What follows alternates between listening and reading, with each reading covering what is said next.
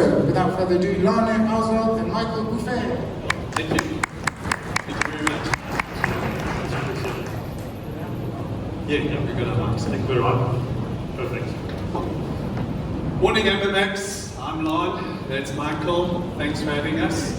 And we're going to have a bit of an informal chat with you today. Hopefully not too boring. Hopefully teach you some stuff. Hopefully be slightly amusing every now and then.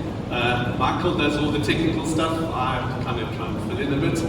And I'm sorry Nils didn't get to introduce us. We both got face for radio, but he's got the voice. Anyway, Michael, I'll hear the rest of your part.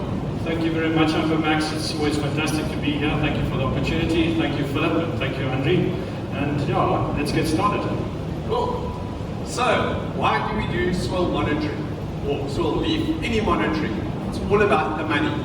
There's no other real reason to do it. I mean, you wouldn't be doing it for fun. I don't know, maybe you would if you're Michael. Yeah, maybe. Well, revenue is vanity, profit is sanity, but cash flow is reality. It's all about increasing your revenues, your quality, and your yield, and then also reducing your expenditure, your fertilizers, your labor, and your transport. Cool. So, monitoring is? Well, it's about observing the process of something over time, and everybody knows about be it is be it. I mean, if you can measure something, you can manage it, and you can be successful. So, Michael's originally from Zimbabwe, so I thought he might say meat is wheat, but we're not at a grain farmers association today. Yeah, so basically, leaf and soil monitoring consists of 4 steps that I would like you to memorize, please, and that's sampling, analysis, interpretation, and correction. And it's all about optimizing those things. If you can do that properly, then you can optimize your cash flow. So the next step now about optimization, who's involved? Well, with sampling, it can be pretty much everybody. I mean, from the farmer, even the lab, or your advisor. Analysis, well, that's our problem. That's why we're here. Yes. Okay, interpretation, well, it's mainly your advisor, but it can also be your lab, and then the correction, or applying the actual fertilizers and carrying out the correction, that's usually the farmer and his labor. Yeah. Cool, and let's go to the next one. So this is absolutely critical. This is the most critical point in the whole process, is sampling. And we've spent most of last year doing presentations at various study groups and expos and all kinds of things, which kind of dived into how to sample correctly. So we're not going to do too much of it today, but the most important thing, and we're going to try not to read much today, but we're going to read this one. Yes. Michael's going to do it because I don't have my glasses on. Okay. The accuracy with which soil test results reflect the true condition of soils in the field is more dependent on the way in which the sample is collected and handled rather than on the error associated with the lab analysis. And there you have the reference. That's out of a manual. So, I'm sure you think we just put the last little bit about error associated with lab analysis in, but that really is from a textbook. So, by the time the sample gets into the lab, there's so many checks and balances, QAs, QC, which we're going to go into a bit later, that the chance of error, it's not saying isn't there, but it's really, really small. But with sampling, what they always say is crap in, crap out. If you go and pick up a sample and there's fertilizer granules in, we're going to give you a result with that in it. Yeah. So, okay, the first step with optimizing your sampling is you have to have a proper sampling plan. Maybe if you are doing a new development on a piece of land and you've no idea what the properties of the soil would be or concentrations of nutrients, you might want to do grid sampling. And if the rest of your blocks may be nearby, or if the land is known to be highly variable, then you definitely want quite a small grid size so that you can check. But most of you will already be at zoning stage where you've got your zones, block 1, block 2, block 3, and the important thing is to zone properly. Usually by irrigation block or valve, cultivar, all those things. That's important. So if you zone properly, then you're minimizing error. And as you go through the lifetime of an orchard, you can optimize. So you can say, okay, let me now take at each of my sampling points, let me go and take a sample there and not mix it in as a composite sample. and then you can actually do the numbers. I'm not going to get into the maths for anybody. Please don't, but if anyone wants to speak maths, go find Michael, bed stay number 136, speak to him all day. Yeah, thanks, Lauren. Okay, so it's really important to mark your points. I prefer to use waterproof paint. I've used danger tape before, it gets ripped off by tractors and people who are curious. Also, it's really good to mark it on Google or something on GPS, so that even if something happens, you can still walk to the point and you're like, right, these are my specific sampling points. So remember where you saved them, please. Yeah. We've had that. So, right, once you've got your plan straight, you've optimized that, the next thing is the practical part in the field. So, okay, well, before we get there, the most important thing is we need a representative sample. So you're going to draw a number of sub-samples from a field, mix them together, and bring us one representative sample when you're doing zone sampling. So now the actual mechanics behind sampling, once again, Michael's done a lot of work in field from his previous, where we worked previously, so he's very experienced in this. I haven't done as much as him, but there we go. Thanks, Mark. So the first thing is timing. You have to take your leaf samples in accordance with the time that okay, well, I'm just going to use my voice. So it's the fourth whorl on a branch, and it must be about 3 months old. That leaf has to start to be hardened off. That's what you must take, and it's often good to take your soil samples at the same time as well. So if you're going to take, it's a lot extra labor. If you're going to go in once for your leaves and a couple of months later for your soils, take them at the same time at the trees. You've got to have the correct tools for the job. Please, plastic buckets, not metal ones that'll contaminate your soil samples. Get some augers, get some shovels and that, and have proper packaging. Have a stapler. It's a wonderful thing to close bags. I know this is nitty-gritty stuff, but it actually saves a lot of time in the field. And we do have bags for you if you do need, so don't worry about that. You can get bags for us. Yeah. There we go. Let's just give it a second. Let's make some. Oh, we got the ball in. Okay, and then, so about like supervising your staff is so important. We've had samples arrive where it's a single leaf and a golf ball sized piece of soil. I mean, once again, that's the whole thing with crap in, crap out. If you bring us a sample like that, it's not representative. You're not going to get one that you can base your fertilizer recommendation on. Right. So, okay, so we're done with that. Just a quick note on, you've got to have the right transport. Please don't give one guy the sampling job. I have seen this before. One guy walking around the farm for days and days taking samples. Get a motorbike, put a luck box on the back, put a cooler box in there for your leaf samples. Don't freeze your leaf samples, and just practice with your staff as well. Let them get a feel for it, and then you can check, and you can go in as a team, like a military operation, just blitz it, get it done 2 days, and you're out. That's the best way to do it. Yeah, definitely. And then the leaves arrive fresh, everything. We're happy. Yeah, we're happy. So, but just a reminder, if anybody wants to ask questions while we're up here, please do. Okay. Now, this is obviously a slide that's important to us, and there are quite a few labs here today, and really, the guys here, choose the right laboratory, ask the right questions. The guys that are here today, there's some really good labs here today, so I'm not saying just choose us, but ask these questions from every laboratory that you go to. Yeah, so what's a big thing is proximity. I mean, if the lab is close, then you don't have to send your samples to the other side of the country. What is important is accreditation. So that basically means that if we are accredited and some lab in Germany is accredited for a particular method, they do the test the same way, and you can compare the results. You're comparing apples with apples or max with max. So that's important. Ask if your lab is accredited. And have a look at their schedule of accreditation and see if they're accredited for what you're doing. Sometimes it's quite difficult to add things to a schedule if there aren't enough samples, because it costs a lot of money, and it's quite a pain doing a SANIS accreditation visit. Much like a global gap visit, it's not something that you enjoy doing, but it is worthwhile.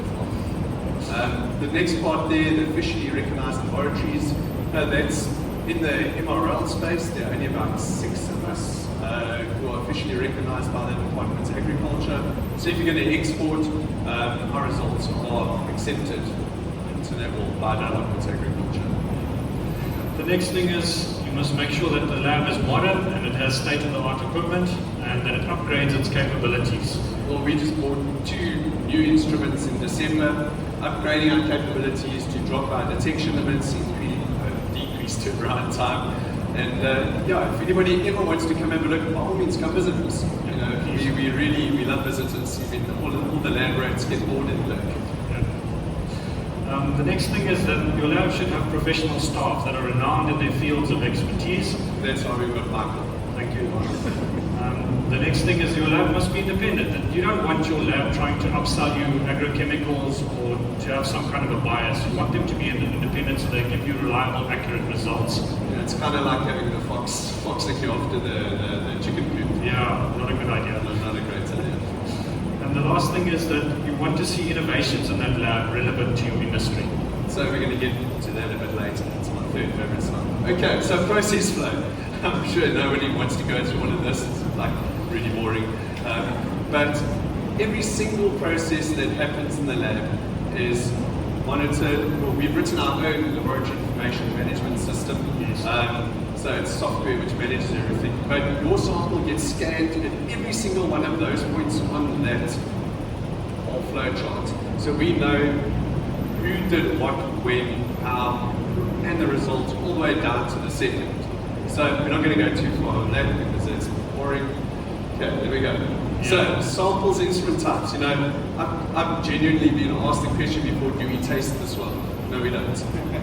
We put it through really, really expensive instruments, and you know, it's not like I like spending the money on it, but I'd rather spend money on that than on like toys for my kids, I think. Yeah. So we basically have several instruments there. I'm mostly concerned because I'm biased with nutrition. I like the ICP and the galleries. The galleries for the nitrogen, your leaf and soils, and ICP is for the rest of the elements. Then we've got some micro tests that we do in our little micro lab upstairs, and then of course GC and LCMS. So those are IC4 MRLs and all the organic constituents. Okay, quality assurance. This is absolutely critical.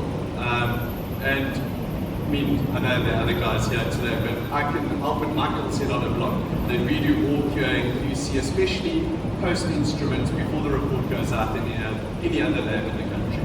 And Michael is really intimately connected with us. He does most of all the leaf and soil results that go out. So before they come to you, we've done a whole load of checks. Once again, if you ever want to see it, come visit us, we'll walk you through them. But Michael's going to give you a brief summary.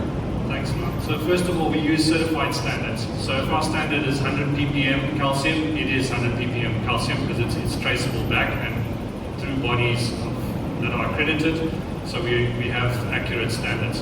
Second thing is that we use matrix QCs. So an example of a matrix QC is like macadamia leaf that we run every time when we know what sort of ranges of nutrients present in that particular sample, and we'll run it maybe twice or 3 times in a run. 3 times in a run, but we'll do macadamias, we'll do citrus, depending on what crops we're testing, and then run those back against it. If we see that there's a problem, we cancel that whole run, and those matrix QCs go through exactly the same processes as your samples do. So from the beginning, we weigh them out as a sample with it, and digest and everything together.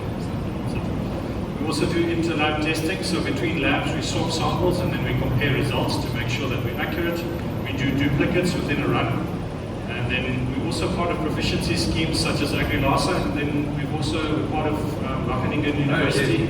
So that's quite a big one. So we do inter-lab samples with Wageningen on swell and leaf.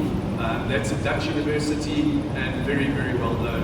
On the MRLs we do FAPAS, which is also an international proficiency scheme. So we do a whole load of those kind of things. So ERA of water, anyway, it's all that boring stuff. And we also do run checks. So this screen in front of you here with all the different green blocks. So green means that it's within average for that particular run. Red, I don't know if you can see it nicely, is above average, and then blue is below average. So I check all of your soil results and I have to see if there's a reason why that's higher. Maybe the Hawk C is higher or something like that. I've got to have a reason to pass that. If I don't, I send that back for repeat, and then I compare the rigid one, the repeat. So we do this for the entire run, so it's everybody's samples together, and we also do it just for your samples grouped together and look for trends within them. Sometimes you can compare to your previous samples. We've got a history of your samples from previous years. We can go back and check and see how it's looking. But you'll see some of those there's like a group of red ones together. What the first check that Michael will do is he'll go and have a look at the sample name. And if he sees that it's poor field or bad land or whatever it is, then obviously we understand why it's out of spec. We're not going to go throw it back and retest and delay your sample.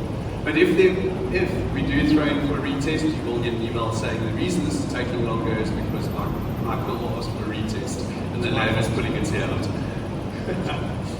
Okay, this is the fun part, interpretation. Right, so I was just going to say this is step 3, so this is about, we've talked about sampling, we've talked about analysis, and now we're on step 3.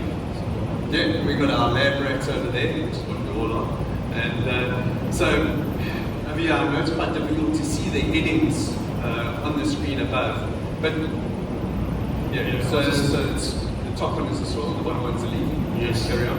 Yeah, thanks, Ron. So we just want to point out that last column is our rapid assessment tool, or RAT. We named that just because of the acronym. We didn't really want to call it a RAT. No. So basically, we built in some color into our reports first of all. So it's a lot easier than just looking at a wall of text and looking for your sufficiency ranges and looking at your norms. And then the RAT is basically an average of all the parameters per sample. So you can quickly identify which samples are not looking that great and where you need to make changes.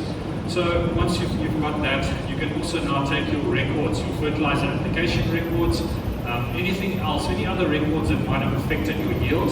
You can sit down with that and then you can bring last year's reports and then you can look at the change over time in the sufficiency ranges with the soil and also with the norms and the leaves, and then you can build your recommendation from there. So this is my second favorite slide, and this is actually some data which is not really going to find anywhere else. This is from our own records over the years with trends in macadamia leaf analysis. So we've got from 2019, this was the average leaf, macadamia leaf that we got. So we took them all together, and these are some of the ones which we tested as internal standards, but we've also done mathematical correlations. Thank you, correlations. Anyway, so we've got 2019, 21, 23, and 24, which is the latest, which is last year's. So this is kind of up to date about where the average leaf is. Obviously, this is not no cultivars. I mean, this is just aggregate. So cultivar, age, all that kind of stuff is all lumped in. But yeah, Michael, there's actually a couple of really interesting trends. Yeah, Michael's. So first one is the phosphorus. I mean, originally it was quite high on average, and you've brought that value down low. So the 0.08 and the latest one is actually at the bottom end of the norms. So that's, I know Max don't like phosphorus, and that they mine their own phosphorus, but it might be something that your advisor needs to look at. Yeah, so maybe one of the fertilizer salesmen will be quite happy to hear that you're going to have to start adding a bit of phosphorus again. Second thing, your sulfur. So sulfur's been coming down over those years as well, and it's now below the norms. So that might affect oil quality, that Max has oil, so that's important. Another one is copper. So copper's been... Actually, before we move on, sorry, with the sulfur. So sulfur is not in kind of the cheapest leaf analysis. So a lot of people don't monitor sulfur regularly. So that may be why it's continually slipping down and down and down. Maybe if you do your sulfur every couple of years, have a look at it and maybe catch that and start adding sulfur again. Yes. Another one is copper. So it has been increasing. I don't know if that's due to some chemical sprays or something, but it's good to see that the levels are going up. It's actually above the norms now. I know one or two advisors are concerned about the levels of copper in macadamia. I think the last one is the manganese. Manganese is always a crazy one in Max. We know that they hyperaccumulate manganese as being part of the Proteaceae family. But the question is, how high can you go? We know that they also show toxicities to symptoms that are stable. So the trend is from 2019, it was 453 was the average. Last year, 24, was 725. So it's just continually climbing and climbing. Where is the upper end of this? Where is it going to start becoming toxic? You don't know.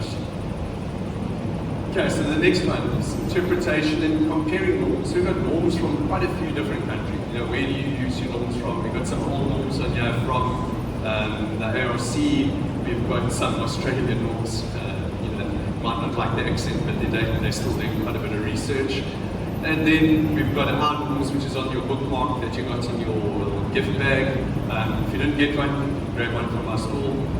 So, yeah, Michael, you're the bright one. So basically our norms have been taken from published norms, okay, but we have tweaked them in accordance with what our observations and what's in our pool of data. Okay, but the big one here that's standing out is the manganese. You can see there's some differences. It ranges from 250 upper limits to 2,000, somewhere around there. So, I mean, no one really knows where it is. I don't think anybody's done a study, so maybe it's worth having a look at it. Correction. So, once again, Michael's a lot more field work than me, so he's going to run with this. But I'm glad you guys are doing that to help me.